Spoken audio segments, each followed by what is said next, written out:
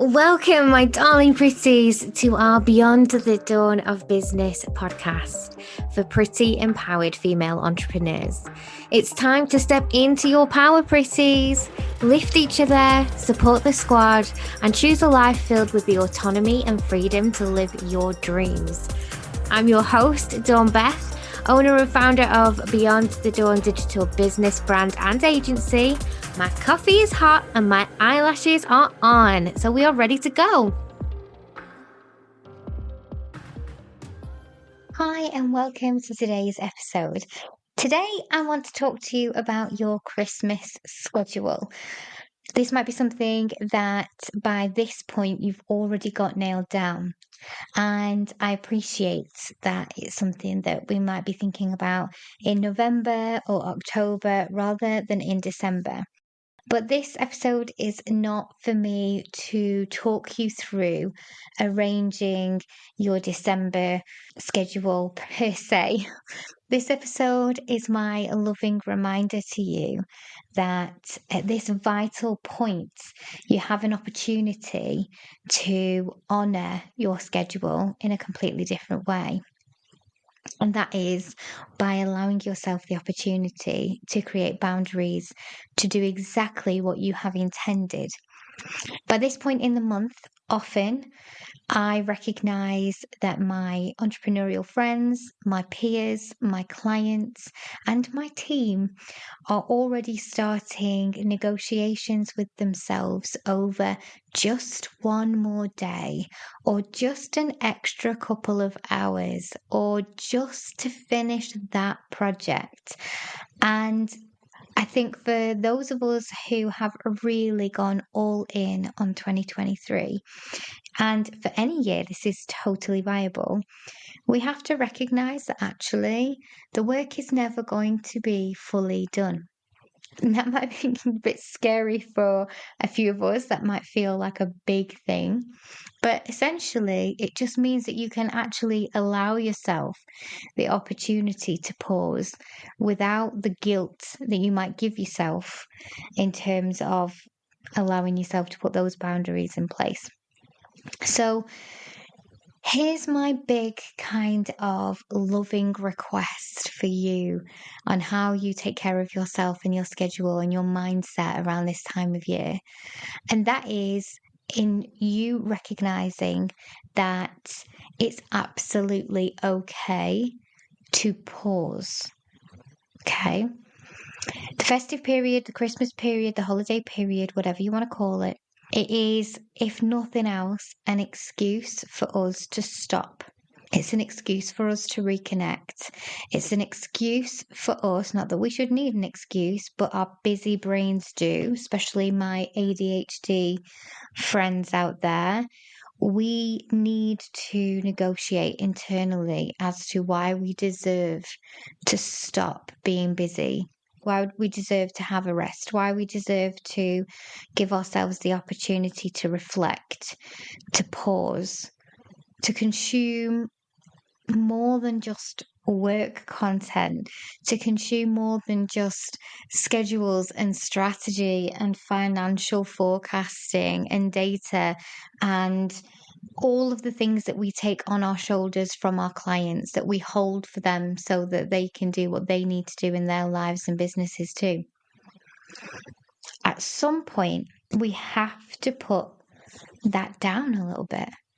We have to put that heavy load down and just enjoy.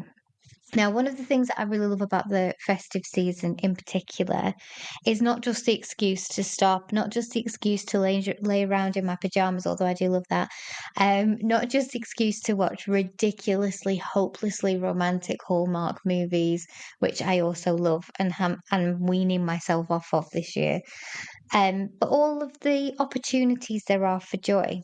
Now, a couple of friends and I have spent more time together in the last few weeks. My personal circumstances have changed, and it's allowed me the opportunity to reconnect with friends in a deeper way. And I've never laughed so much in my life, and I probably never cried as much as I've cried in the last few weeks in my life either.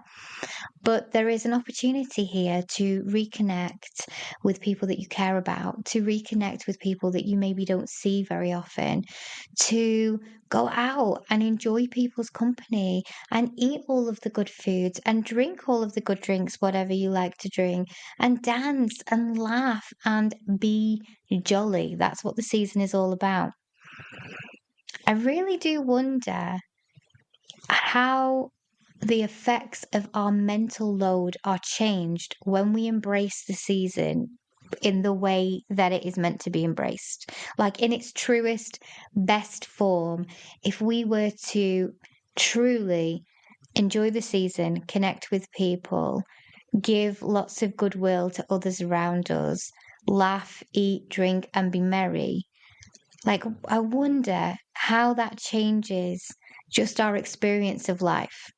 And if anything, it makes me a little bit sad to think that we don't allow ourselves as much of that in other months. December is the month where we allow it. We give ourselves the stamp of approval. It's okay because it's a Christmas day. It's okay because it's a one off. It's okay because it's the end of the year. And we talk about micro pleasures on this podcast all of the time because I adore them and I think they're wonderful. But I wonder if we could take a little piece of Christmas into every single day. I wonder if in the new year we could find ways where we actually pepper in those opportunities for joyful experiences without needing to have the excuse, without it needing to be a particular festive season, without needing the rest of the world to join us in that collective. So much easier, obviously, when people do. But could we do it without? I think we could. I really do think we could. You might be negotiating with yourself because you've got things to wrap, people to see, work to do, work to box off. You might be doing later nights than usual. You might be trying to make sure that everything's perfect. You might be on a relentless, constant wheel of changing an elf and the elf's circumstances around your house every night for 25 days. And all of that is stress and pressure and worry, and you are negotiating and stealing your own joy from this time. Now, the majority of my listeners are incredibly just amazing women who will have everything under control. They will be the person who is liaising with Santa Claus, making sure that everything is going to be absolutely perfect. And that takes its toll. Being the person who makes it perfect for everybody else takes its toll. And I wonder at what point you might consider putting something in there that's for you. You know, how do you help Santa to do something that's for you too? It's important. This year, I have looked at the festive season completely differently for many, many reasons. But one of the things that I've really enjoyed about it is thinking about what will make me happy. And of course, seeing my children just ecstatic this Christmas will make me happy. Of course, it will. But there are certain things that I've peppered in that are really intentional that are for me. Seeing certain friends, I have a plan of getting drunk with both of my sisters. And I'm not suggesting that getting drunk is a good idea. Perhaps that's not the best endorsement on a podcast. But being sober is super cool, by the way. And I intend to try it, but possibly not in December. um, so I might come onto that side of the fence with you, amazing sober lovelies. But I'm going to drink some wine with my sisters first and then see how I feel about it in 2024. And these things, they're just tiny things in a way, but they're not. They're really not. I didn't know that the Christmas that I had with my father was the last Christmas I would have with him. And I didn't know that the Christmas that I had with my husband, although I suspected, I didn't know that it was the last Christmas I would have with him. And I didn't know that the last Christmas I had with my cat Mao would be the last Christmas I had with him. And I know that sounds ridiculous, but I adored Mao. And these moments you just don't know. And if you've lost anybody, or if your life has changed, or if your life has blown up in any way, you may have understood that actually nothing is given. And we can spend a lot of time dwelling on the small things that are wrong, or we can spend that time being grateful for the big things that are right and the small things that are right, because it is the accumulation of the smaller things that make the big things. And the majority of the people that you love are in stable, safe situations in terms of where they're living and their country. If their health is relatively good or very good, and you have the opportunity to spend time and have joyful moments with them, then you've won life lottery. You have won the lottery of life. And yeah, money might be tight. And yeah, things might be difficult at work. And relationships might be strained in some of those people that you adore. And you may not be able to get hold of your favorite turkey, or you might not be able to see everybody that you love. But the majority of what's going on in your life is probably pretty damn great if you flip the perspective. That's one of the things I've always loved about positive psychology, is that there's always an opportunity to look at more and to look more deeply than our initial animalistic emotional state will allow us to look, because our emotions are trying to keep us safe, and they don't understand the difference between the threat of a living crisis, an energy bill, or a lion. But we do when we think deeper, and we have power over our thoughts, and we have power over our energy and our gratitude. So it's great to tap into that, and there's no better time than this time of year. So, with that negotiation, with that weekend you're planning to work, or the extra couple of hours that you're going to do, or the extra days that you're going to do, or perhaps you're going to do some work between Christmas and New Year, that's okay if there's joy in that. But if there's not really, and actually you're holding yourself up to a weight of expectation, then I want you to lovingly consider the possibility that you don't have to do that, and that the feeling that you have, the expectation that you have, the heaviness that you hold over that has something to do with somebody else and what you think somebody else will think of you, or whether you are worried about displeasing clients, or whether you feel that you will get yourself in a state for the beginning of the year, all of these things. I promise you, the work is never going to be perfectly complete. At some point, you're going to have to down tool. And pausing is not the same as stopping. And if anything, culturally, most people at this point understand a pause for the holidays, and that is effectively why it's around, why it's still continued. The religious aspects are obviously there for many people, but for many people they are not. The commercial aspects are there for many people, but not for everybody.